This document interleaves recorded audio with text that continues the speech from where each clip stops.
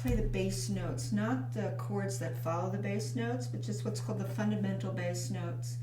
And I would count through the whole measure like this. 1 and 2 and 2 and 2 and 2 and they're all staccato. 2 and 2 and 2 and 2 and all fives and 2 and 2. Isn't that hard? Sorry, redundant.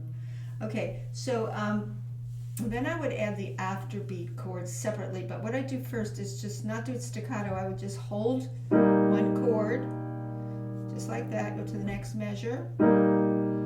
See how the voices move between the chords.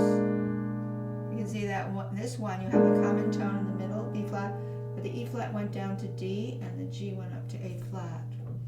This is the dominant chord, dominant 7. See, it's very neighborly, these chords. Just to see the motion, it's important to do this. I'm just doing like 1/4 beat just to see what's happening. See, this one's different. See, went down to B flat G, but it's the same harmony. It's either tonic or dominant. Tonic is an E flat G B flat or inversion of that, and then the dominant is based on the root B flat D F with the A flat 7, and he just basically inverts them so they're close together. You invert chords to make the voices easier to move between the chords. Now, after you've marked out the bass notes alone and then looked at the afterbeat chord, just do it by chord, then you have to actually count through the whole measure to include the afterbeat chords.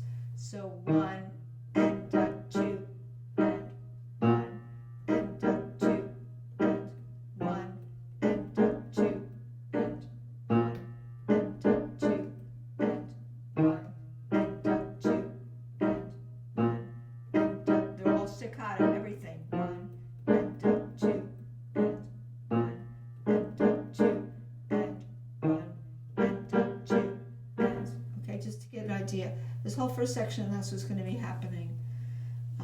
But the more difficult part, complex part, is the right hand, because the right hand changes its groupings of notes. Sometimes they're staccato, and sometimes he slurs 2 notes and then comes out staccato again. So as an example, when the right hand comes in, it comes in on the second measure after you say 1. So first you have a rest in the first measure. The introduction actually takes up the space of that introduction in the left hand. Left hand will start 1 and 2.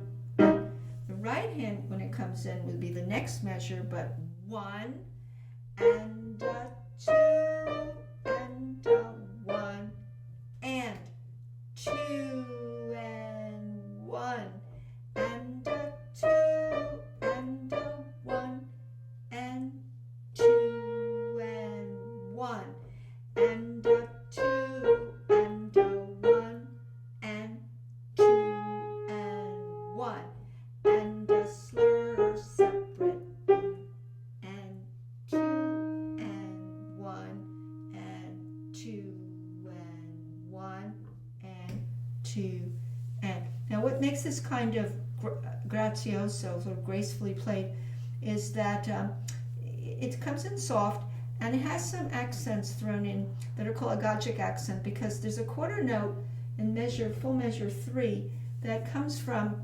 nowhere, and it kind of takes up an interesting part of the measure because it's surrounded by faster notes. So it's all by itself going to come out, but you can actually syncopate it. It's syncopated because it's accenting the second beat, and in 2/4 time we don't usually accent the second beat.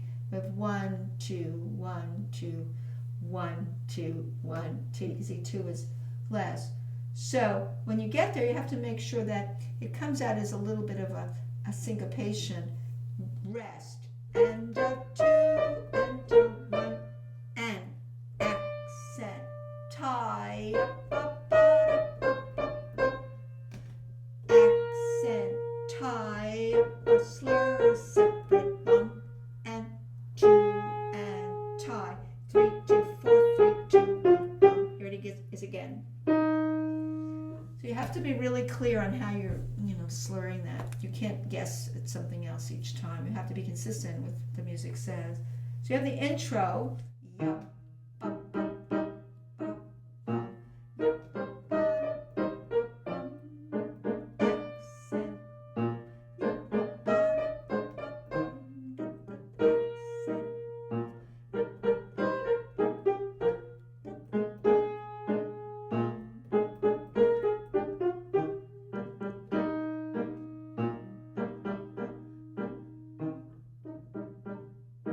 Again.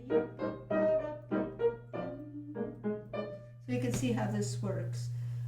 And so you can do a lot of separate hands. The other thing you could do to get ready for this is you could just do the bass notes in the left, not the chords, and play the right hand with only the bass notes. That's something I do often. I'll go like and two and one and a two and a one and two and bass.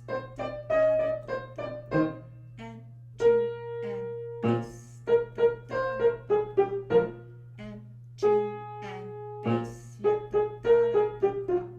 And two and bass. So you can strip it apart a little bit so you don't have to do everything together. The other thing you could do, this is always good for practicing, is you could play only the afterbeat chords with the right hand. Now you have to count carefully. You have to keep your counting out loud so you hear what you're doing. One and a two and one and a two and a one and a two and one and a two and a one and a two and one and a two and a one and two and a two and a one, two and one and a two.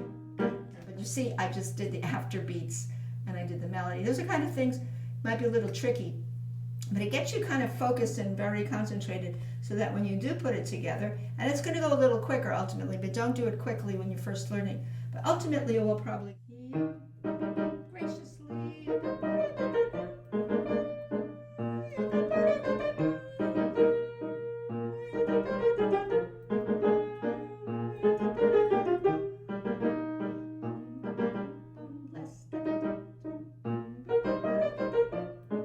Anyway, that's sort of the idea.